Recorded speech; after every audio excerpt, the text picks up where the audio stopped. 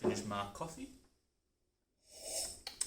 Ooh, delicious. Hey guys, this is just a quick recap video looking at neural pathways in relation to homeostasis. We're going to be breaking this down into 3 videos. This one is looking at just the introduction to the nervous system, and then the next one we'll be looking at action potentials and then synapses. Alright, so what we're going to do first, looking at this side of the board, I've got here my little man. Actually, not a bad drawing if I do say so myself. It took a bit of time, but at least now I can draw it beforehand. So I've got here, the black outline is our body, and then I've got the red bit in the middle and blue bit everywhere else. So our nervous system is broken up into 2 systems. We have the central nervous system, CNS, and the peripheral nervous system, the PNS. Sounds like a funny word. Anyway, the CNS is made up of our brain and our spinal cord. That's it. So I've colored that in red, and some would say this is the most important and the most fragile, because this one we cannot repair. So the nerves that make up our spinal cord and our brain, we cannot repair those. They do not regenerate. So that's why it's when you become a quadriplegic or a paraplegic, you're kind of stuck as that unless you find a workaround. And the other one, which is every other bit of nervous tissue aside from our spinal cord and our brain, is the peripheral nervous system, or the PNS. These ones can repair. So they do take a lot of time. I've heard a story of someone who fell asleep in their car and had their arm over there and pinched here and killed the nerve, which is, there's a nerve that goes from here all the way down your arm, and he was able to regrow that nerve back. It did take multiple years until he was able to get full function and feeling back into his arms. But this type of nervous tissue can in fact actually regenerate and regrow. Alright? So these are the 2 systems, and then in those 2 systems we have 2 different types of nerves. We have our efferent nerves and our afferent nerves, because we want, in science, we either make them very different or we make them almost exactly the same.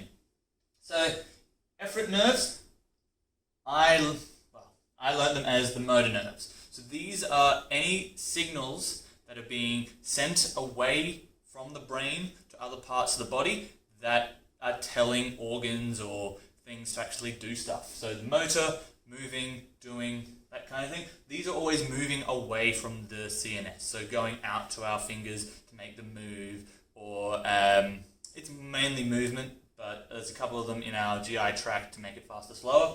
And then the ones that come back from the organs, the afferent nerves, these are sensory.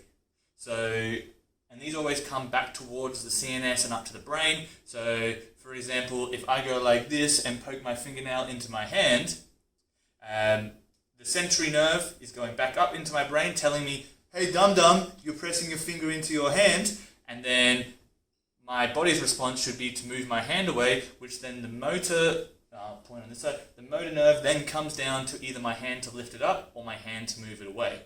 Now that would stay there until the sensory information to my brain has stopped as far as the pain. So we've got those 2 there. So that's the basis of our neural pathway. So very important. I'm sure you felt when you hit your funny bone, nerves aren't things that you really want to be touching, because it's not fun. Because that one there is actually a sensory nerve. That's why when you hit it, the nerve thinks that you've activated the sensory part of your hand, and then as a result, you get that disgusting feeling from bumping your funny bone. So if I jump across to this side, we can see here that this is a very basic drawing of a nerve. I used up all my artistic skills on my little man here. Now, this one, it's a bit of a hot mess.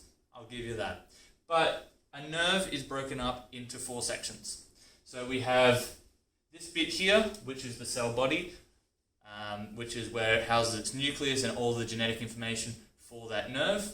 Then you've got this big wavy tail, which is the axon.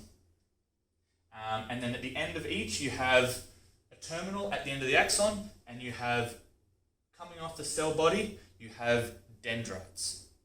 Alright, now it's very key, I'm just going to pick up another coloured pen, it's key to remember the direction of travel in a nerve for the signal to go. Alright, so terminal normally means if you terminate something, that's the end. So that's where the signal is going to end. So the nerve signal comes in from these dendrites. So they come in all the way here, all through here, until they reach the cell body.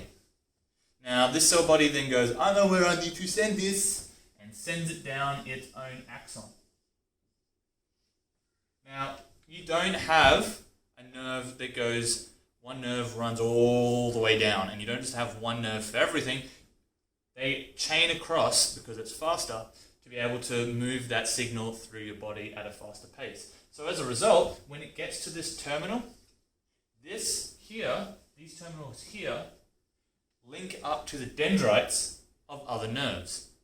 And then it's kind of like a chain. So it goes through the terminal, into the dendrite of the next nerve, then through the axon to its terminal, and once it reaches its terminal, it will either go to another nerve cell and do this again, or the terminal might be at the organ or the place it needs to be, and then that signal will then stimulate it to the job that it needs to do.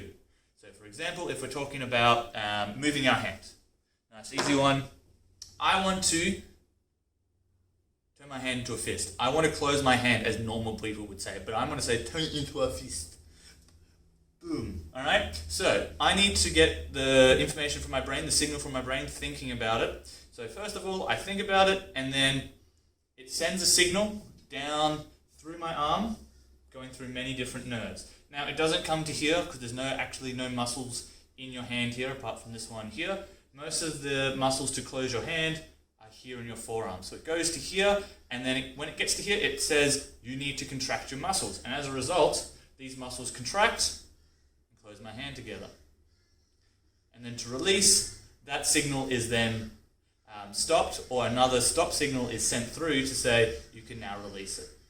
So think about how quickly it takes to go, I want to close my hand, and you do it straight away. That's how quickly nerves move. Some like 3 milliseconds or 30 milliseconds. Don't quote me on that because I actually haven't Googled it, but let's just say it's true because it's fun to make stuff up.